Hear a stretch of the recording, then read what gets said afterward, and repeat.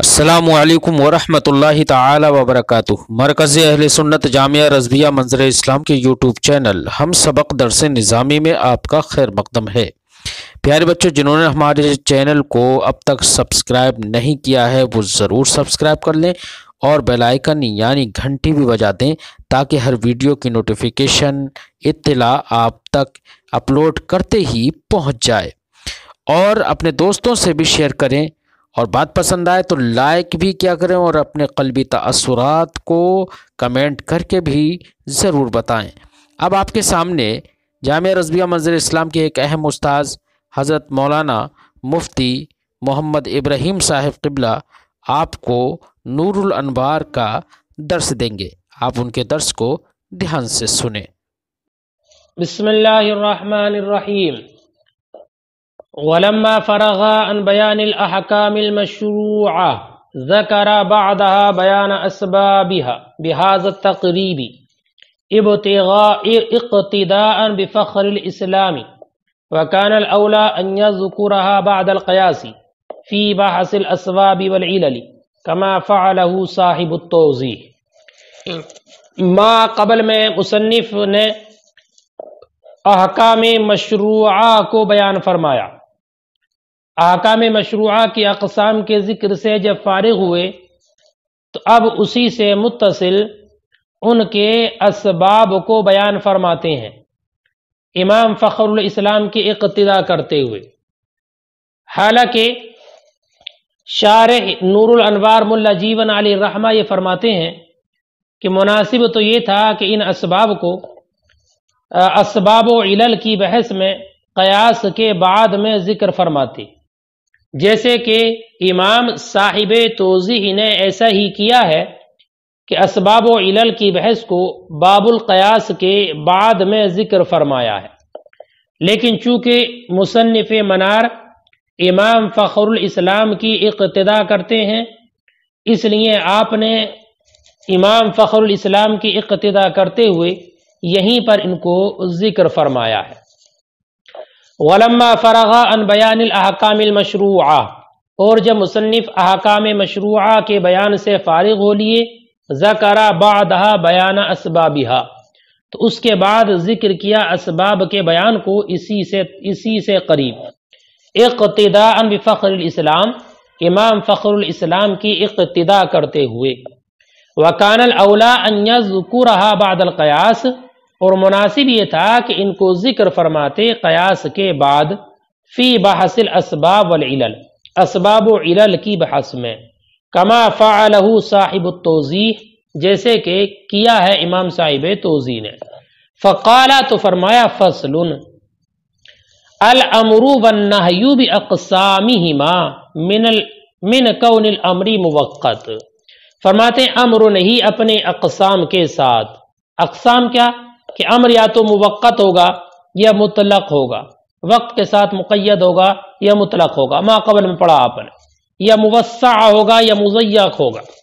ऐसे नहीं के जो अक़साम गुज़रे हैं मा सबक में कि नहीं या तो उमूर शरइय्या से होगी या अफ़आल हिस्सिया से होगी।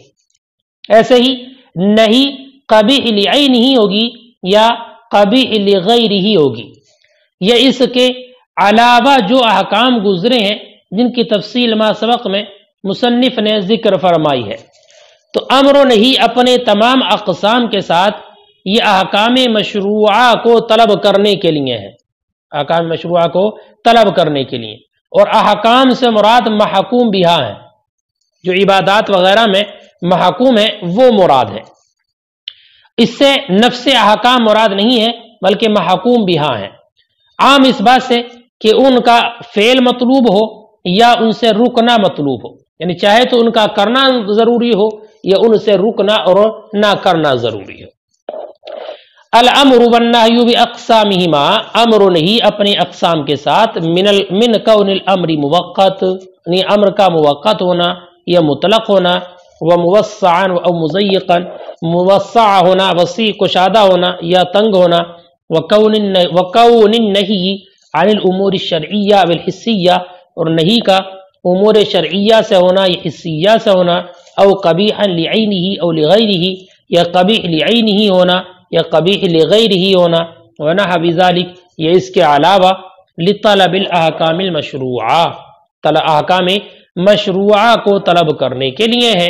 المراد بالاحکام المشروعہ احکام سے مراد المحکوم بها من العبادات وغیرہ، عبادات وغیرہ میں جو محکوم ہے وہ مراد ہے۔ لا نفس الاحکام، نفس احکام مراد نہیں ہے۔ وبالطلب، اور جو طلب آیا متن میں لطلب الاحکام المشروعہ، وبالطلب اعم من ان يكون لفعل او لکف، اور طلب سے مراد عام ہے کہ وہ فعل کی طلب ہو یا اس سے رکنے کی طلب ہو، یعنی اس کو کرنا مطلوب ہو یا اس کا نہ کرنا مطلوب ہو۔ وَلَهَا أَسْبَابٌ تُضَافُ إِلَيْهَا، اب یہاں سے ہر ایک کی تفصیل بیان فرماتے ہیں جو عبارت سے ہی بالکل واضح ہے، ذہن حاضر رکھنا۔ وَلَهَا، اور اس کے لیے اسباب، اسباب ہیں، تضاف الیہا جن کی طرف وہ مضاف ہوتے ہیں، اسباب ہیں یعنی علل شرعیہ ہیں، تنسب الاحکام الیہا من حیث الظاہر، کہ جن کی طرف احکام منسوب ہوتے ہیں ظاہر کے اعتبار سے، کہ ظاہر کے اعتبار سے احکام انہی اسباب کی جانب منسوب ہوتے ہیں، اگرچہ ہر چیز کا مؤثر حقیقی اللہ رب العزت ہے، لیکن ظاہر میں جن چیز کی طرف وہ منسوب اور مضاف ہیں انہی کو ان کا سبب قرار دیا جاتا ہے۔ وَإِنْ كَانَ الْمُؤَثِّرُ الْحَقِيقِ فِي الْأَشْيَاءِ كُلِّهَا هُوَ اللَّهُ تعالی، اگرچہ مؤثر حقیقی تمام اشیاء میں وہ اللہ تعالی ہے۔ من حدوث العالم، اب یہاں سے تمام اسباب کو مصنف ذکر فرمائیں گے، پھر ان کے مسببات کو ذکر فرمائیں گے۔ من حدوث العالم، عالم کا حادث ہونا، عالم کا حادث ہونا، والوقت، اور وقت، یہ الگ ایک سبب ہے۔ وملک المال، اور ملک مال یعنی مالک نصاب ہونا، وایام شہر رمضان، اور رمضان کے مہینے کا ایام کا ہونا، والرأس الذی یمونہ ویلی علیہ، اور اس ذات کا ہونا جس کا یہ بار اٹھاتا ہے اور جس کی پرورش کرتا ہے، والبیت، اور گھر کا ہونا یعنی بیت اللہ کا ہونا، والارض النامیہ، اور ارض نامیہ کا ہونا، بالخارج، چاہے تو وہ حقیقتاً پیداوار ہو او تقدیراً، یا تقدیراً اس میں پیداوار ہوتی ہو۔ والصلاح، اور نماز، وتعلق البقاء المقدور بالتعاطی، اور بقائے مقدور کا تعاطی سے متعلق ہونا۔ بقائے مقدور سے مراد عالم کا باقی رہنا، بقا سے مراد عالم کا باقی رہنا، اور مقدور سے مراد یعنی وہ کہ جن کا اللہ رب العزت نے باقی رہنا مقدر کر دیا ہے اور جن کے بارے میں یہ حکم لگا دیا ہے کہ یہ باقی رہیں گے، مقدور۔ اور تعاطی سے مراد مباشرت ہے، بیع وغیرہ، معاملات وغیرہ جو ہوتے ہیں، تو جو آپسی معاملات وغیرہ ہیں یہ سب بیع و شراء، خرید و فروخت وغیرہ، یہ تعاطی ہیں۔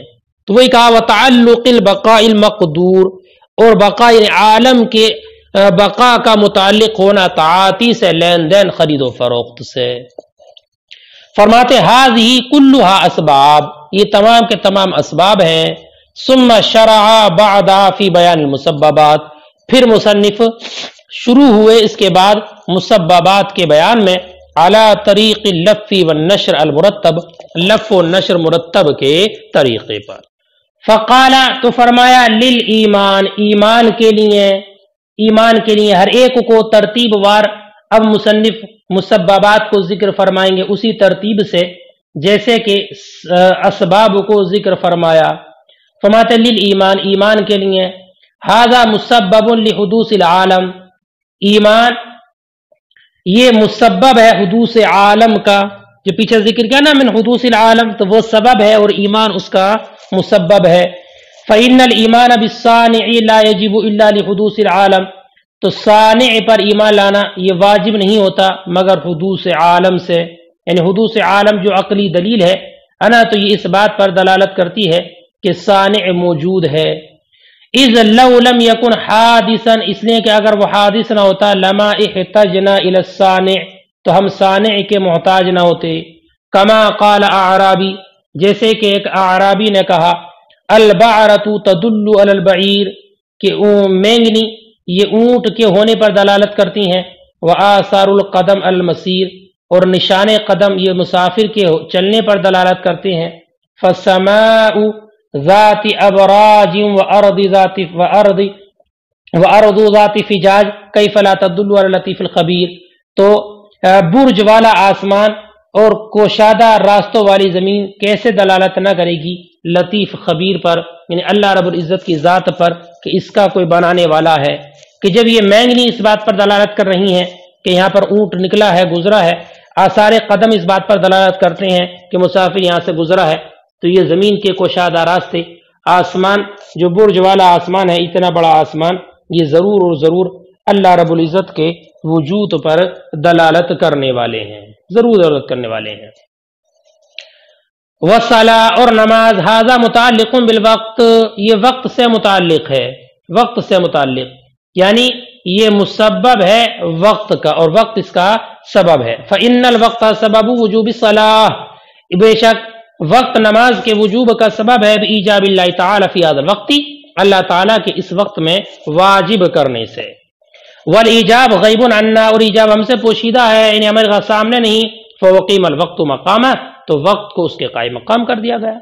والزکاۃ، اور زکوٰۃ، ھذا ناظر الی ملک المال، یہ متعلق ہے ملک المال سے، ملک مال سے، یعنی زکوٰۃ یہ مسبب ہے ملک مال کا۔ فإن المال النامی، اس لیے کہ مال کا بڑھنے والا ہونا، الحولی سال گزرنے والا ہونا، الذی ہوا زائد علی قدر الحاجہ، جو زائد ہو مقدار حاجت سے، سبب وجوبہا، اس کے وجوب کا سبب ہے۔ والصوم، اور روزہ، ھذا متعلق بایام شہر رمضان، یہ متعلق ہے ایام شہر رمضان سے جو پیچھے گزرا۔ فإن وجوب الصوم بسبب شہر رمضان، کہ بے شک روزے کا وجوب رمضان کے مہینے کے سبب سے ہے، بدلیل اضافت الیہ، اس کی طرف اس کے مضاف ہونے کی دلیل سے۔ اضافت سببیت کی دلیل ہوتی ہے، مان جیسے روزے کی اضافت رمضان کی جانب ہوتی ہے اور کہا جاتا ہے صوم رمضان، صوم رمضان، اور جب رمضان مقرر ہوگا تو جو روزے کا حکم ہے وہ بھی مقرر ہو جائے گا۔ وتقررہ بتقررہ، اور اس کا مقرر ہونا اس کے مقرر ہونے سے۔ لیکن اللہ اخرج اللیالی عن محلیت الصوم، لیکن اللہ رب العزت نے راتوں کو روزے کا محل ہونے سے خارج کر دیا ہے۔ فتعین لہ النہار، تو اس کے لیے دن ہی معین ہے۔ یہ بات ما قبل میں تفصیل سے گزر چکی ہے کہ روزے کا وجوب کس طریقے سے ہوا، ابتدائی اسلام میں روزے کا حکم کیسے تھا اور راتوں کے روزے کا وجوب کیسے ثابت ہوا، ما قبل میں تفصیل پڑھ چکے ہیں آپ۔ فرماتے ہیں وصدقۃ الفطر، اور صدقہ فطر، ھذا ناظر الی الراس الذی یمونہ ویلی علیہ، یہ متعلق ہے اس ذات سے جس کا وہ بار اور بوجھ اٹھاتا ہے، ویلی علیہ، جس کی پرورش کرتا ہے۔ فإنہ سبب لوجوب ھذہ الصدقہ، تو بے شک یہ سبب ہے اس صدقے کے وجوب کا۔ کون؟ یہ راس، اس صدقہ فطر کے وجوب کا سبب ہے۔ والاصل فی ذلک هو رأسہ، اور اصل اس بارے میں وہ ذات ہے، فإنہ یمونہ، اس لیے کہ وہ اس کی بوجھ اٹھاتا ہے، ویلی علیہ، اس کی پرورش کرتا ہے۔ ثم اولادہ الصغار، پھر اس کے چھوٹے بچے، وعبید، اور اس کے غلام، فإنہ یمونہم، یعنی ان کا بھی اس پر صدقہ واجب ہے، اس لیے کہ یہ ان کا بھی بوجھ اٹھاتا ہے، ویلی علیہم، اور ان کی پرورش کرتا ہے۔ بخلاف زوجہ اور اولاد کبار کے کہ شوہر پر اس کی بیوی کا صدقہ فطر واجب نہیں ہے، ایسی جو بڑے بچے ہیں ان کا صدقہ فطر واجب نہیں ہے۔ بخلاف زوجہ اور اولاد کبار کے فإنہ لا یلی علیہم، اس لیے کہ ان کی پرورش نہیں کرتا ہے۔ والحج، اور حج، ھذا ناظر البیت، یہ متعلق ہے بیت سے، یعنی بیت اللہ، حج کا سبب ہے۔ فإنہ سبب وجوب الحج، تو بے شک یہ حج کے وجوب کا سبب ہے۔ ولہذا، اسی وجہ سے، کس وجہ سے؟ کہ حج کے وجوب کا سبب بیت اللہ ہے، یہی وجہ ہے کہ حج میں تکرار نہیں ہے، کیونکہ واحد بیت اللہ جو اس کا سبب ہے اس میں تکرار نہیں، تو حج میں جو وجوب ہے اس میں بھی تکرار نہیں۔ ولہذا، اسی وجہ سے لم یتکرر فی العمر، وہ عمر میں مقرر نہیں ہوتا۔ لأن البیت واحد، اس لیے کہ بیت ایک ہے، والوقت شرطہ، اور وقت اس کے لیے شرط ہے اور ظرف ہے۔ والعشر، اور عشر، ھذا ناظر الارض النامیہ بالخارج تحقیقا، یہ متعلق ہے جو متن کی عبارت گزری، الارض النامیہ بالخارج تحقیقا، بڑھنے والی زمین، پیداوار والی زمین جو حقیقتاً پیداوار والی، یعنی ایسی زمین کی جس میں حقیقتاً پیداوار ہوتی ہو۔ فَإِنَّهُ اذا حدث الخارج، خارج سے مراد پیداوار، تو جب پیداوار ہوئی من الارض، زمین سے، تحقیقاً حقیقی طور پر، یجب العشر، تو اس میں عشر واجب ہے۔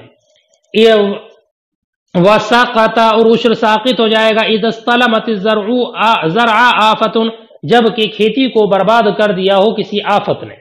वयतकर्ररुल वुजूब बितकर्रुरि नुमा और वुजूब मुकर्रर होगा पैदावार के मुकर्रर होने से कि अगर बार बार उसमें पैदावार होती है तो जो उश्र का वुजूब है वो भी मुकर्रर हो जाएगा, लेकिन उश्र वाजिब उसी वक्त होगा जब कि पैदावार हकीकी तौर पर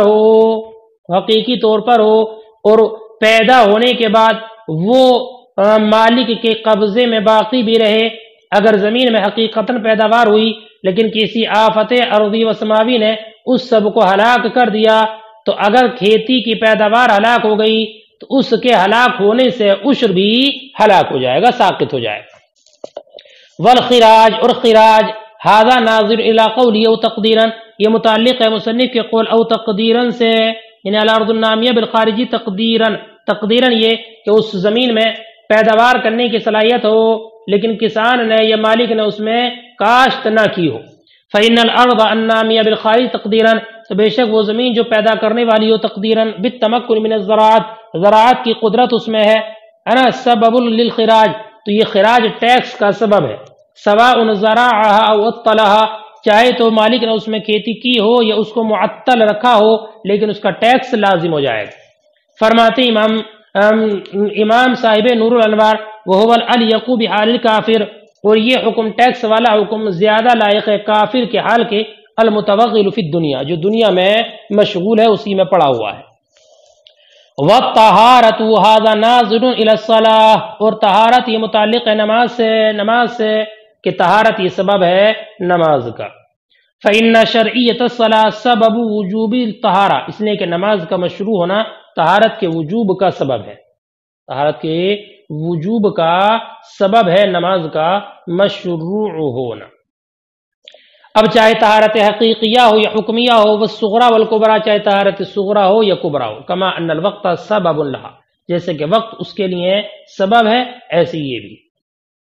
वल मुआमलात, और मुआमलात ये आखिरी मुसब्बब है। फरमाते हाज़ा नाज़िर इला तअल्लुक़िल बक़ाइल मक़दूर, जो पीछे गुजरा ना, व तअल्लुक़िल बक़ाइल मक़दूर बित्ताअती, तो ये मुताल्लिक़ है उसी से, और मुआमलात ये उसका मुसब्बब है। बताया मैंने कि बका से मुराद आलम का बाकी रहना और मक़दूर से मुराद वो जिसके बारे में अल्लाह फैसला कर चुका कि इसका बाकी रहना है, और ताआती से मुराद आपसी लेन देन, आपसी मुआमलात वगैरह, खरीद व फरोख्त। फरमाते हैं कि अल्लाह ताला ने जब ये फैसला फरमा लिया कि ये दुनिया क़यामत तक बाकी रहेगी, और ये भी बात मालूम है कि ये बाकी नहीं रह सकता जब तक कि इनके दरमियान आपस में मुआमलात ना हो, कि जिन मुआमलात के ज़रिए ये माश वगैरह का इंतज़ाम कर सकें, मसलन इजारा है, बैअ है, खरीद व फरोख्त है, निकाह वगैरह है, जो इस जिन्स से इंसानी को बाकी रखने वाला है तवालुद व तनासुल से। तो ये सब का होना, तो ये बक़ाए मक़दूर का ताआती से मुताल्लिक़ होना, ये मुआमलात का सबब है और उनके मशरूअ होने का सबब है।